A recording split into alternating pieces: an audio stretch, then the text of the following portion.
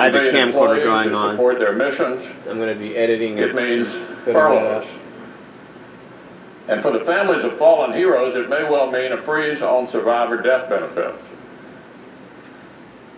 For veterans who rely on our promise of care, shutting down the government means threatening their access to treatment. For so many Americans struggling with opioid addiction, the same is true. Thanks to the Democratic leader's decision to filibuster an extension of the state children's health insurance program, low-income families will slip closer to losing health coverage for their kids. And in many states, this is an emergency.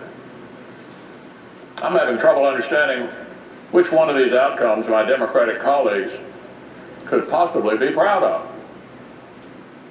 Which one of them? I think our friends on the other side took some bad advice. Really bad advice. I'd hate to have to be trying to explain this myself. They ignored the governors, including 7 Democrats who wrote Congress begging us to extend S-chip for 9 million children. They ignored the needs of millions of Americans who rely on the federal government for important services. They held all this hostage, all of it hostage, over the completely unrelated issue of illegal immigration. This is an earlier speech, I don't know. Republicans in the Senate have done all we can to continue the normal operations of the federal government and secure certainty for these S-chip kids. We could pass it tonight if we go to the president for signature. These kids would be okay. Well, we're going to continue to do all we can.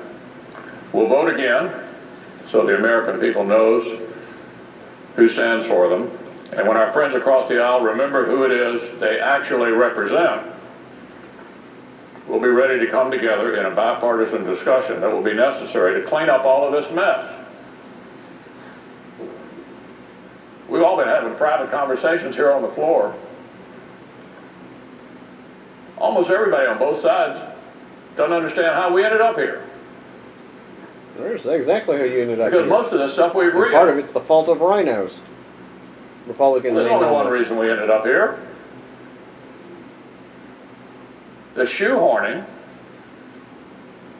of illegal immigration into this debate. Now, having said that, there is a lot of sympathy in this body for doing something about the DACA kids. It's not like nobody's interested in that. We've been talking about it for 3 months.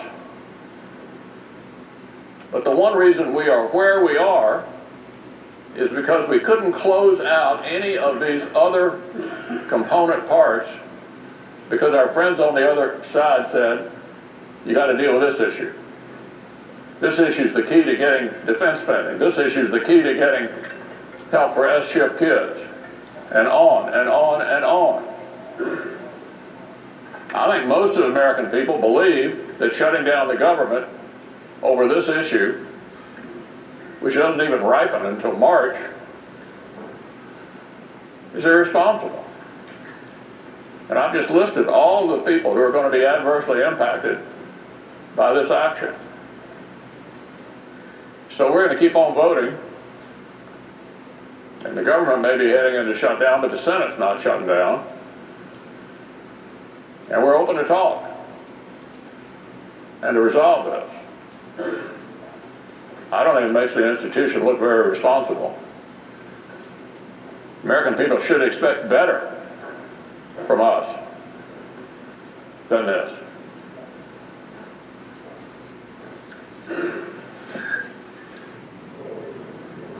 All right, you've been listening there to Senate Majority Leader Mitch McConnell, and we thought, as Brett and I were sitting here talking about all the groups that were having conversations and negotiating, it looked like maybe they were coming to something. We thought when he came to the lectern there that maybe, now let's listen in because we have the Minority Leader Chuck Schumer now speaking. Continuing resolution that he knew lacked the votes long before this hour. It's not just Democrats who Like you've oppose never the done CR. that before. Several Republicans did as well. All of But today, both sides Mr. are President, bipartisan, so don't we brag have about endeavored to reach an bipartisanship. agreement with President Trump